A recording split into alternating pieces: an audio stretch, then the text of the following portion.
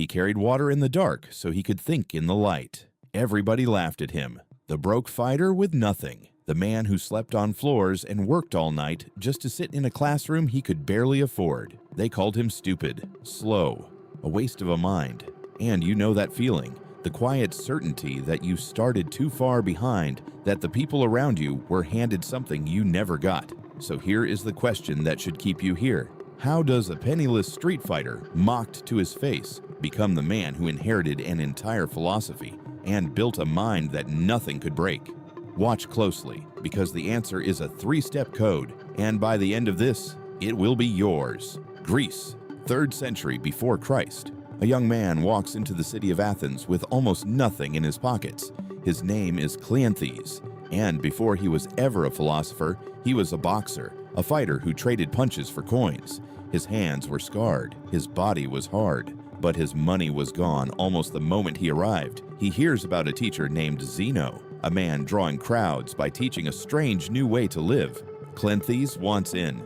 There is just one problem. Philosophy costs money, food costs money, a roof costs money, and Cleanthes has none of it. Most people would have turned around, gone home, told themselves it wasn't meant to be. But here is where the story bends into something almost unbelievable. Cleanthes makes a decision. He will study by day and work by night. So when the sun goes down and Athens sleeps, he goes to the gardens and the houses, and he hauls water, bucket after bucket, hour after hour. He carries water through the night so that in the morning he can sit at the feet of a philosopher and learn how to live. He earns the nickname the water carrier, not as praise, as mockery. And the city noticed. A man that poor, that exhausted, sitting among students who had money and time and comfort. It made him a target. They whispered, they pointed. Who does he think he is? Then came the day they dragged him in front of a court. Because here is what nobody could understand. Cleanthes looked strong, well-fed even, but he had no visible job, no trade anyone could see. In a city that suspected everything, that looked like a crime. So they hauled him before the magistrates and demanded he explain himself. Where does your bread come from? How does a man with no money survive and stay so strong? Prove you are not a thief. And Cleanthes stood there, accused, exposed, judged by people who had no idea what his nights actually looked like. What he did next is the first step of the code. He didn't argue. He didn't beg. He called his witnesses. The gardener he hauled water for stepped forward. The woman whose grain he ground by hand stepped forward, and they told the court the truth. This man works through the entire night with his own 2 hands so he can chase wisdom in the day.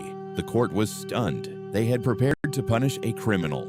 Instead, they found a man of almost superhuman discipline. They were so moved, they offered him money, a gift, a reward for his character. And Cleanthes, still poor, still exhausted, refused it. Stop and feel the weight of that. He was broke. He was tired down to the bone, and he looked at free money and said no. Why? Because he understood the first step. Never let the world's opinion decide who you are. The crowd called him a fool. The court almost called him a thief. And he let none of it touch the core of him. What people think you are is not what you are. Their judgment is a story happening in their heads, and you do not have to live inside it. Now pull this into your own life, because you have stood in that court too. Maybe not in front of magistrates, but in front of a room, a screen, a family dinner. The moment you felt everyone silently deciding you weren't enough, the job you didn't get, and the voice that whispered they saw through you, the message left on read, the comparison you lost before you even tried. You felt the pull to shrink, to explain yourself, to prove you belong. And that pull is exactly what Cleanthes refused. He didn't defend his worth because he never handed it to them in the first place. But here is where it gets harder, because refusing the crowd's opinion is one thing when you're young and full of fight. It is another thing entirely when the years pile on and the doubt starts coming from inside you. And that is exactly what happened next. Cleanthes stayed with Zeno for 19 years. 19. Not a weekend seminar, not a quick course, nearly 2 decades of carrying water at night and learning by day. And in that time, the mockery never fully stopped. Even the other students doubted him. He was slow, they said. He wrote things down carefully, painfully, while quicker minds absorbed everything in an instant. One of them even compared him to a hard wax tablet, difficult to write on, but once the words were carved in, they stayed forever. Cleanthes heard the insult, and he agreed with it. He said, "Yes, I am slow to learn, but what I take in, I hold with an iron grip." That is the second step of the code, and almost nobody has the stomach for it. He accepted his weakness completely, and then turned it into his weapon. He didn't pretend to be the fastest. He didn't fake brilliance he didn't have. He looked at the exact thing they mocked and said, "This slowness is why nothing I learn will ever leave me." Think about what that does to a person. When you stop hiding your weakness, no one can use it against you.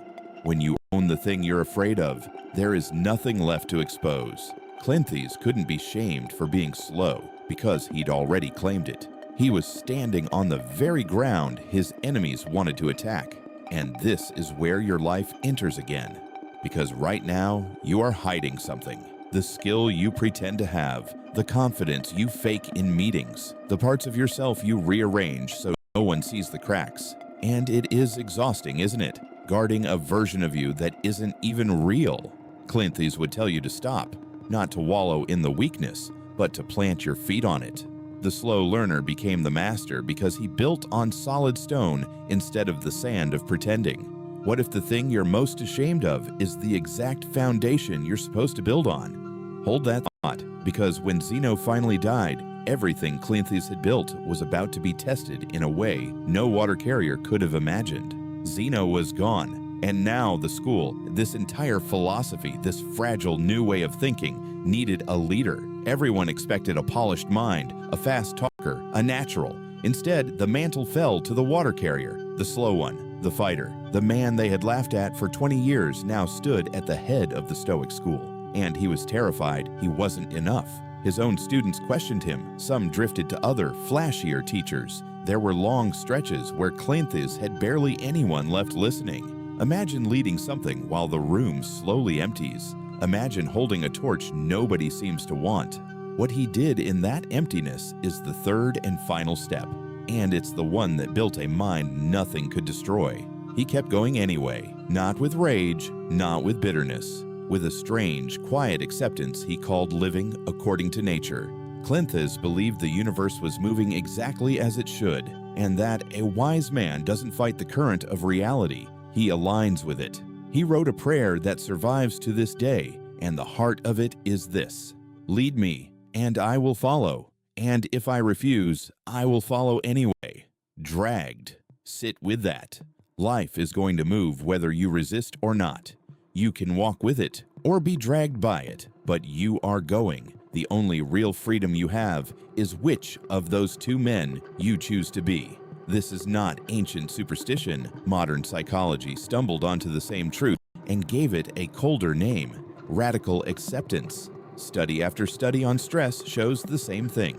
It is not hardship itself that breaks people. It is the resistance to hardship, the fighting, the why me, the endless rehearsal of how things should have gone. The suffering lives in the gap between what is and what you demand instead.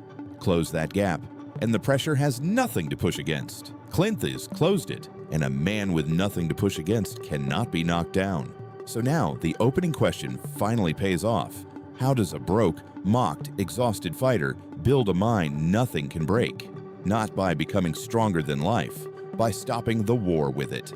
Step 1, refuse to let the crowd define you. Step 2, own your weakness until it becomes your foundation. Step 3, stop resisting reality and move with it instead of against it. And here is what you can do tonight. Take the one thing crushing you right now, the situation you keep replaying, the outcome you can't accept. Write it in a single sentence. Then write underneath it, "This is what is," not what should be. What is? And ask one question. Given that this is real, what is the next right thing I can actually do? That is the whole practice. You are not surrendering.